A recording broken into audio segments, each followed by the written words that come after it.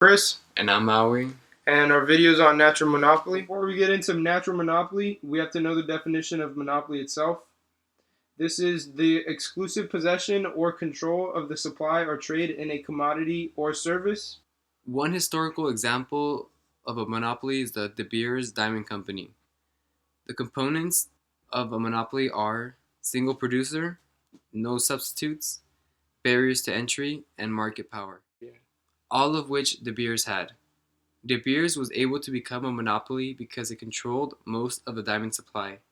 Therefore, they could change the price of diamonds due to their market power. Because of De Beers' market power, other firms struggled to compete with De Beers' prices, leading to other firms leaving the market, eventually becoming the single producer in the market. Right here we have a monopoly graph. A monopoly will produce at three places on the demand curve. The first one being profit maximizing. This is where your marginal revenue intersects with your marginal cost, represented as quantity 1. The monopoly will charge at people's willingness to pay, which is represented as P1.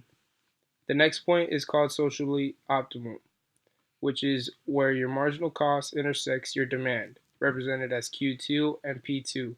At this point, there is no deadweight loss occurring from this firm. And the last point would be fair returns price. This is where your average total cost intersects your demand curve, represented as Q3 and P3. Natural monopolies, like SDG&E, are able to exist because of government regulation.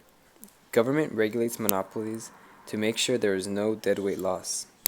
Supplying at the socially optimal quantity where a firm is allocatively efficient may cause the firm to incur losses, but all losses are subsidized by the government. A natural monopoly also exists because the cost of producing the product is lower due to economies of scale if there is just a single producer rather than if there are several competing producers.